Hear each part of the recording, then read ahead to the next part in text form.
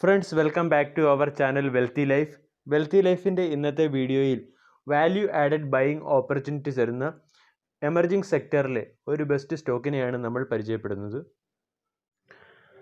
Four getting instant notification about stock recommendation, market news updation and market related news kindly subscribe our channel.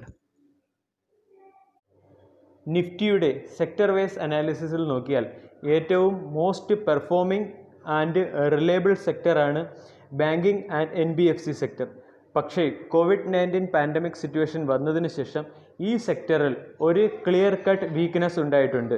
ഇതിലേക്ക് വിരൽ ചൂണ്ടുന്ന ഏറ്റവും latest statement ആണ് RBIയുടെ ഗവർണറായ Shaktikanta Das 25 July 2020 economic ടൈംസിൽ ഒരു ആർട്ടിക്കിൾ പബ്ലിഷ് ചെയ്തിരുന്നു.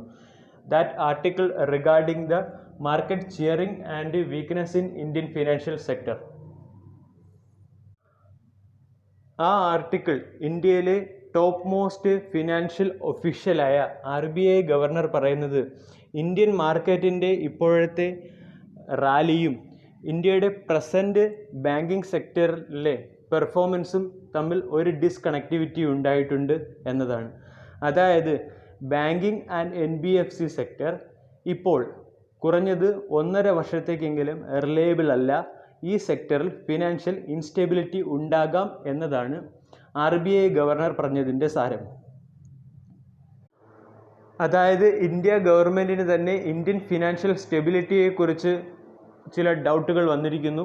അതുകൊണ്ട് ഇന്ത്യ ഗവൺമെൻറ് മറ്റ് പ്രോമിസിങ് സെക്ടറുകളിലേക്ക് ഫോക്കസ് ചെയ്യുകയാണ്. ഇനി ഇന്ത്യ ഗവൺമെൻറ് ഏതൊക്കെ മറ്റ് സെക്ടറുകളിലേക്കാണ് ഫോക്കസ് ചെയ്യുന്നത് എന്ന് നോക്കാം. അത് ഇന്ത്യയിലെ pharmaceutical and chemical സെക്ടറാണ്.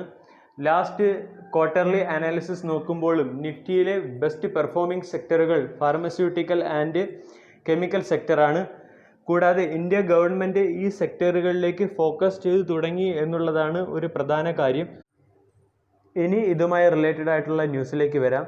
27 July 2020 government of India bulk drug park and medical device park setup ചെയ്യുന്നതിനുള്ള ഗൈഡ് ലൈൻസ് പുറത്തിറക്കി കഴിഞ്ഞിരുന്നു. ഇത് 4 സ്കീമുകളായിട്ടാണ് ഈ ഗൈഡ് ലൈൻസ് ഇറക്കിയത്. ഇതിൽ 2 സ്കീമുകൾ ഡ്രഗ് പ്രൊഡക്ഷനും 2 സ്കീമുകൾ മെഡിക്കൽ ഡിവൈസ് പ്രൊഡക്ഷനും അനുയോജ്യമായ ഇൻഡസ്ട്രിയൽ പാർക്കുകൾ സെറ്റപ്പ് ചെയ്യുന്നതിനെ കുറിച്ചാണ്.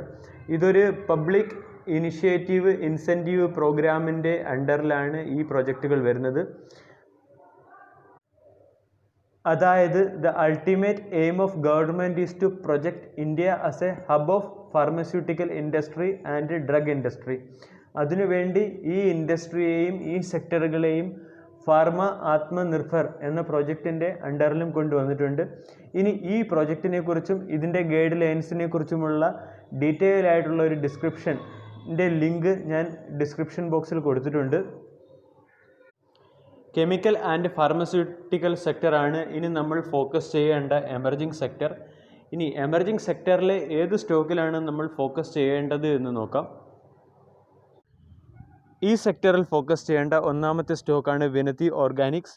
വിനതി ഓർഗാനിക്സ് അതിൻ്റെ ബോളഞ്ചിയർ ബാൻഡിൻ്റെ മിഡിൽ ബാൻഡിൽ നിന്നും ലോവർ ബാൻഡിലേക്ക് ഫോൾ ആയിക്കൊണ്ടിരിക്കുകയാണ്. സ്റ്റോക്ക് അതിൻ്റെ 20-day moving average, 100-day moving average, 50-day moving average എന്നിവ ക്രോസ് ചെയ്ത് അതിൻ്റെ 200-day മൂവിങ് ആവറേജിൽ ഒരു സപ്പോർട്ട് എടുത്തിരിക്കുകയാണ്.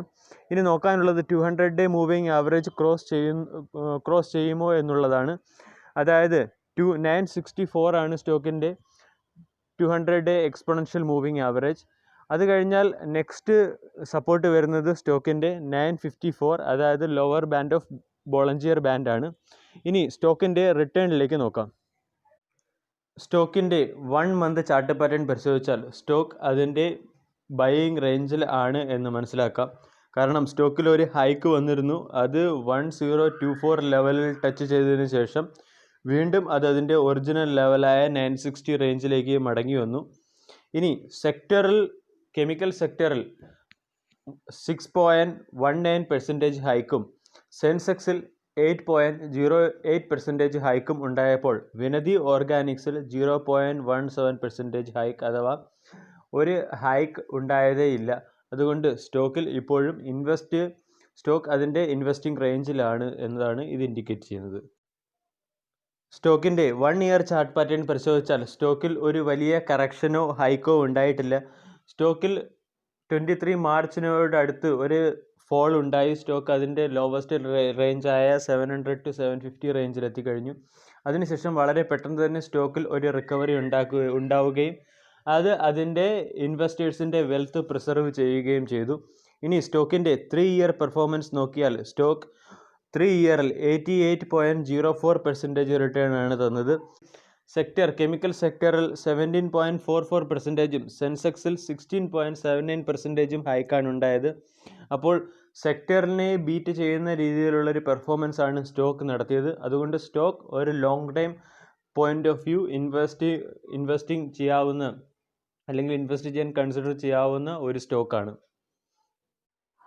ഇനി നമുക്ക് കമ്പനിയുടെ ഫണ്ടമെൻ്റൽ അനാലിസിസ് പാർട്ടിലേക്ക് വരാം. 10,000 മാർക്കറ്റ് ക്യാപ്പുള്ള ഒരു സ്മാൾ ക്യാപ്പ് കമ്പനിയാണ് വിനതി ഓർഗാനിക്സ്. ഇൻഡസ്ട്രി പി ഇയേക്കാൾ അല്പം ഉയർന്നാണ് കമ്പനിയുടെ പി ഇ നിൽക്കുന്നത്. 24.35 ഇൻഡസ്ട്രി പി ഇയും കമ്പനിയുടെ പി ഇ 29.75 പി യുമാണ്. അതായത് സ്റ്റോക്ക് ലിറ്റിൽ ബിറ്റ് വാല്യുവേഷൻ ഉള്ള സ്റ്റോക്കാണ്. ഇനി ഡിവിഡൻഡ് നോക്കിയാൽ ഡിവിഡൻഡ് അത്ര അട്രാക്റ്റീവായ ഒരു ഡിവിഡൻഡ് അല്ല കമ്പനി നൽകുന്നത്. 0.57% ആണ് ഡിവിഡൻഡ് ഈൽഡ് കമ്പനിയുടേത്. ഇനി കമ്പനിയുടെ റിട്ടേൺ റേഷ്യോസ് നോക്കിയാൽ എക്സലൻ്റ് റിട്ടേൺ റേഷ്യോ ഉള്ള ഒരു സ്ട്രോങ് ഫണ്ടമെൻ്റൽ കമ്പനിയാണ് വിനതി ഓർഗാനിക്സ്. കമ്പനിയുടെ ROCE 31.44%, ROE 26.09%, return on asset 23.13%. Asset turn over ratio നോക്കിയാൽ 71.30. ഇനി അതുകൂടാതെ കമ്പനി ഒരു ഡെപ്റ്റ് ഫ്രീ കമ്പനിയുമാണ്. അതായത് fundamentally strong and high future growth promising ചെയ്യുന്ന ഒരു കമ്പനിയാണ് വിനതി ഓർഗാനിക്സ്. ഇനി സ്റ്റോക്കിൻ്റെ ബൈയിങ് ലെവൽസ് നോക്കാം. For swing trade point of view stock അതിൻ്റെ ബൈയിങ് ലെവലിലാണ്.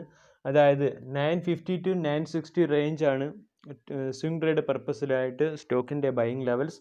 ഇനി ഇതിൻ്റെ ടാർഗറ്റ് 1050 മുതൽ 1100 വരെയാണ്. ഇനി long time point of view invest ചെയ്യുന്നവർ സ്റ്റോക്കിൻ്റെ ബെസ്റ്റ് ബൈയിങ് സോൺ 920 to 940 റേഞ്ചാണ്. 900 to 940 range for long time point of view it is one of the best buying range for long time point of view. ഇതിൻ്റെ next target 1200 ആണ്. Video എല്ലാവർക്കും ഇഷ്ടമായി എന്ന് വിശ്വസിക്കുന്നു. Thank U.